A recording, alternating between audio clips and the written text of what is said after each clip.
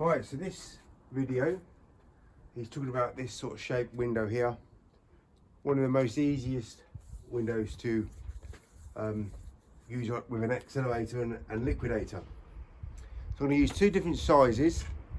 I'm going to show you the benefits of well, either way. So I might as well do the one that I would do personally myself. It requires much more positioning and less movement, but more accuracy and skill. So let's just mop this up.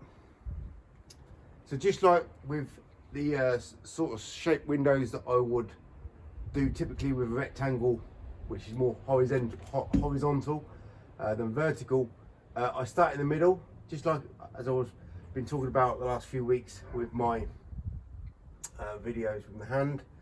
That is the sort of move that I often do. Now I got that move in my hands from that move on a pole, and what you can see on the pole, we are more restricted on the pole. Start in the middle, take out the edges, and then obviously come up the other side and then just close out.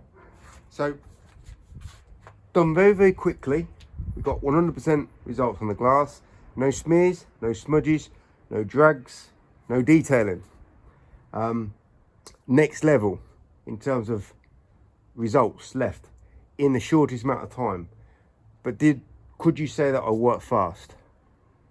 I didn't work fast at all. I just worked accurately and precisely. So you can work quicker if you want to work fast. You can work quicker, but you will be wasting time. But more so importantly, if you're not very good with using the pole with the accelerator, you want to use something that's a lot smaller. So this is actually an 8-inch, and the good thing about this is I'll still take out the edges first, and then you can just fix whatever. I've made two mistakes up there, so I want to go back over and fix. Made another mistake there.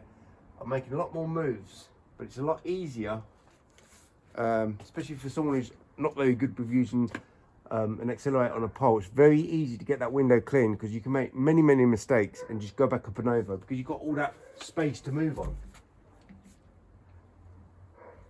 And obviously I'm moving the pole a lot more and using the squeegee a lot more. I'm actually working a lot quicker in terms of speed, but I'm working slower because I'm having to compensate the extra travel that I'm making. So it's a lot easier to position the squeegee. So if you're struggling with the pole, if you're just struggling with the liquidator, then just follow the examples. Wet washer, soap added to the washer, dish soap, good quality dish soap, rub it in, get a nice consistency, like that shaving foam effect, and then you just put your tool in the right place at the right time. We're looking for 100% results on the glass, 100% of the time. If you don't get that 100% of the time, you just got to go back up and over, maybe wet the window again, and do it with your tool and technique. Don't do it with your cloth. Now, I know in some countries, like in the USA, lots of window cleaners say, well, you don't have to do the detailing, especially on these commercial jobs, because people don't take any notice. Well, there's plenty of people who are window cleaners that do notice and do talk about it, and it's always better, in my opinion, to get the job done with the highest quality, using the highest quality methods, tools, etc. Very easy to use.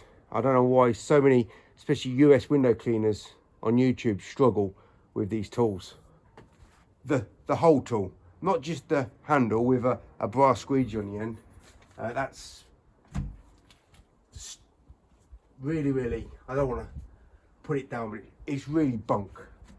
Low standard, really low skilled, low standard, low thought way of working. And if you're teaching that way of working, and it's not just one guy talking about it, there's many guys, at least 3 guys, well-known window cleaners on YouTube.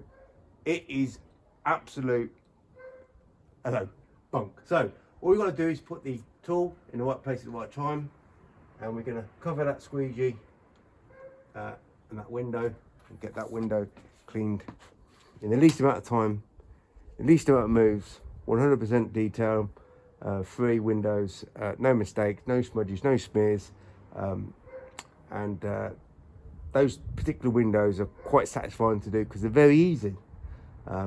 Personally, I would go for the 14-inch, practice the minimum move, but if you're struggling, go for a much smaller one.